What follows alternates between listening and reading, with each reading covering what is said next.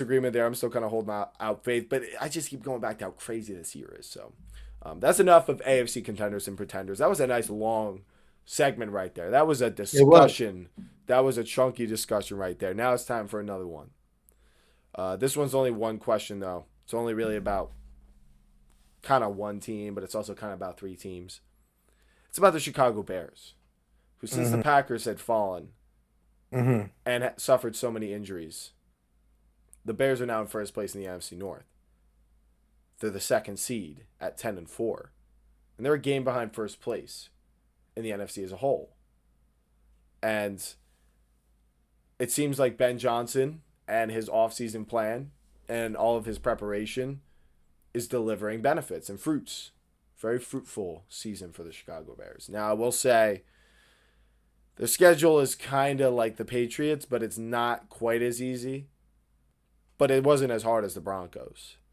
So based on the whole schedule factor, I still think this team has some stuff to prove. They play the Packers this week. So, assuming they beat them, are they going to be a real threat to the Rams and Seahawks in the NFC, Dan? No, I can see them. I can see them shocking them 100%. I think, for example, the Seahawks watching their games, they're very aggressive to the ball defense. But what's bad about aggressive hard to the ball defense is that Overplay it.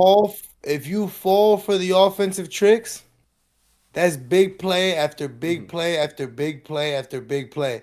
The Rams' problem is when you go for the big plays, it's almost like they fall asleep at the wheel. Once they get stuff rolling on offense, the defense starts to let up the gas. Once if you get ahead of them, from my experience watching the Eagles play the Rams over and over again, if you get ahead of the Rams and the Rams are having to play from behind, it's really difficult. I've seen that when they first get that lead, the defense can just not slam the door.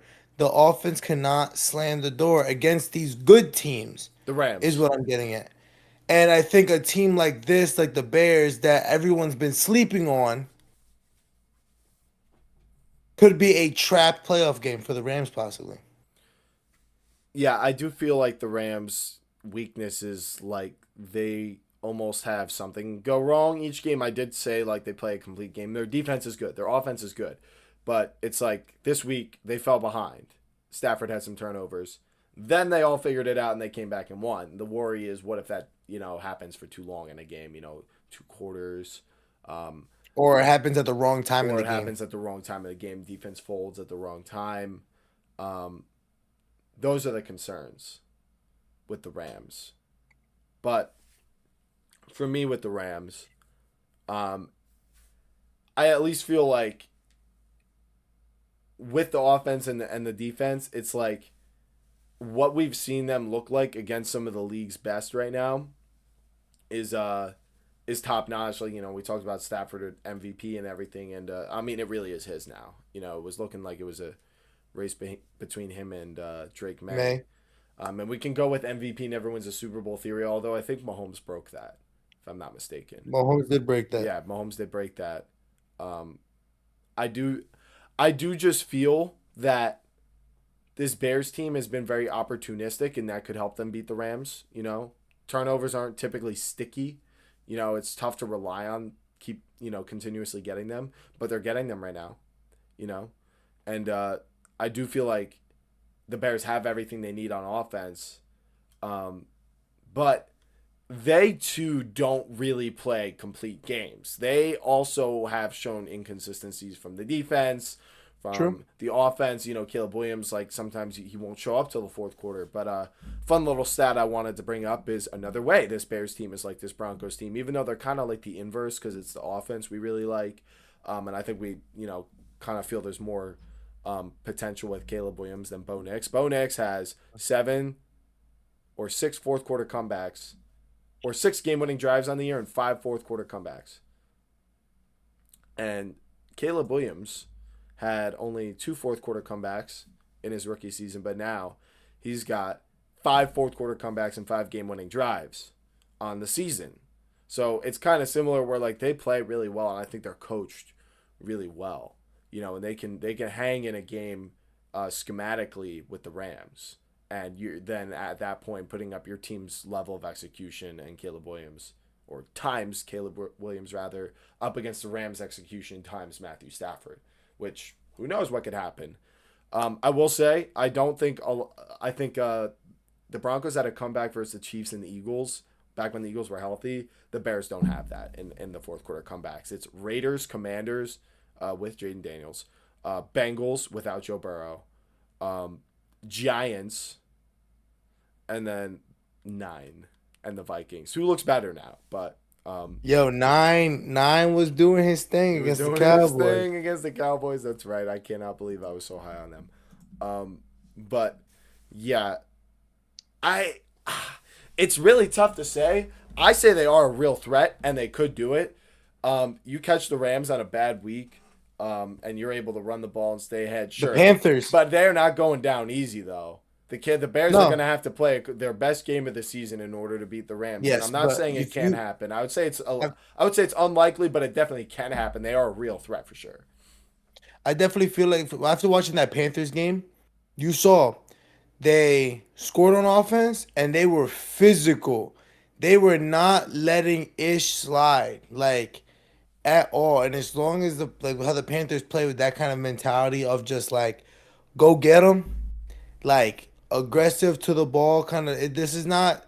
You can't play the Rams cute, and I think that's why they always have a hard time against the Eagles, is because they play passive coverage and aggressive up front. Somebody's always blitzing. It's always getting in the face of the quarterback, trying to go and force him to do stuff. Yeah, While I feel like other teams they try to go and be passive, make sure all the big plays don't happen. When in reality, it's like we're just trying to stop you from having time. yeah, and I would say it's with the Rams offense, getting pressure on Stafford is it's not as simple as a young QB on a new team.